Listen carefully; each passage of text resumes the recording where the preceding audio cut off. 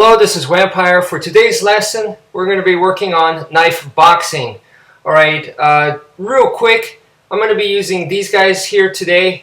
This is the Vampire Wing Karambit that I designed from Mountain Storm Works. So please use a training knife, okay? It doesn't have to be a karambit, but as long as it's a training knife, and we're going to be using it in the reverse grip today.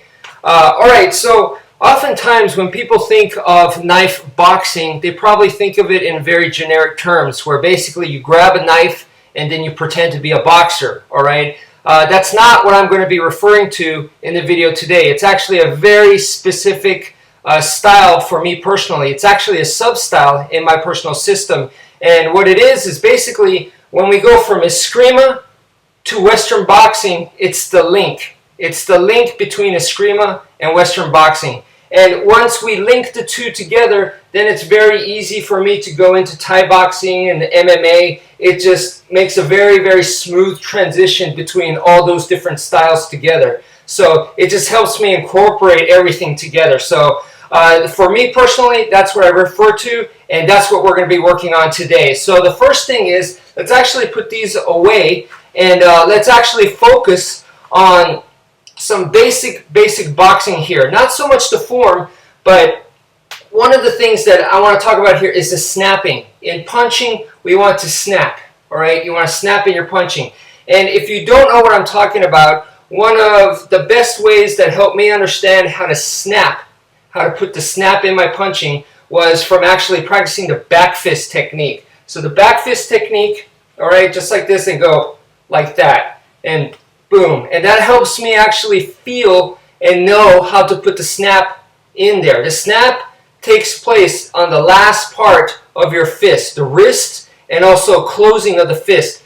That's where the snap is going to take place, okay? So basically you're bringing the arm out like a rubber band, and right when it's going to make impact, that's when the hand is going to close and everything comes together, and then it comes back. So bam, right here, bam, like that. So as it's coming, it's nice and loose, and right as it makes impact, that's when everything solidifies. Boom, right there. So if like a person is moving around, my opponent is moving around, and they're throwing punches and stuff at me, we're both moving around, and right when I snap, right when my fist, boom, everything comes together, bam.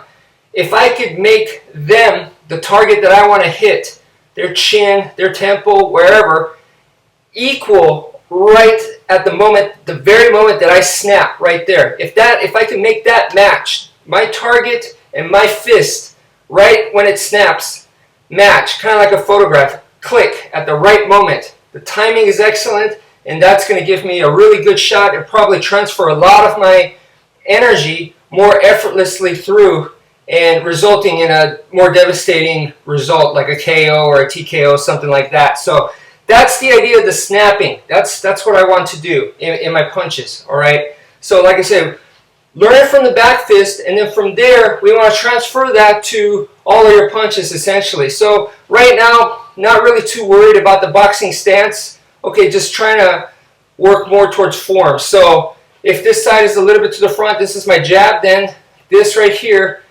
see, I'm turning the wrist, and I'm closing the fist, and that's where the snap takes place, and over here too, bam.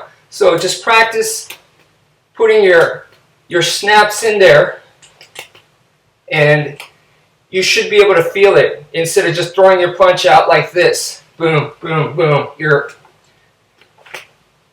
And you should also be able to hear it as well. If you have like a gi or something, you could really hear it in the snapping of the outfit itself, all right?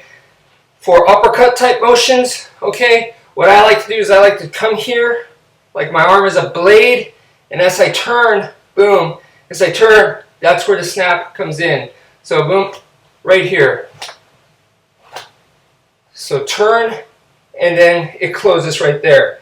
So if you're doing a hook type motion, one of the ways I like to describe it is like, imagine you're trying to take out one of their ribs, okay? So you're not actually going to have your finger out like this, but there's a point where your hand's going to loosen up a little bit and then grab real tight right at impact. Okay, so boom, So it's like you're trying to snatch out one of their ribs using speed, okay? So that's one of the examples I like to give. So we're going to transfer that to the training knives, okay? So you take out your training knives like this, okay? So from this point, what we're going to be working on is, once again, don't worry too much about the stance, okay? And then just, because you have the knives in your hand, you cannot have it too loose, because then you'll drop it, or if you get hit on the arm, you're going to drop it. So you still want to have security. You still want to be holding it quite secure, okay? But not to the point where you're holding it so tight that you're wearing yourself out second by second. You definitely don't want that. So it's nice and secure but comfortable. And then from here, just work on the snaps, okay? It's going to be harder when something's in your hand because you're not going to be able to open up and close the hand as much. But the concept is still the same. So you can still turn, you still add that wrist turning, and you can still have that fist solidifying, okay, the closing of the fist. So boom, boom. And just from looking at the camera right here, you're probably not going to be able to see a difference if I just threw a regular punch like this without snapping.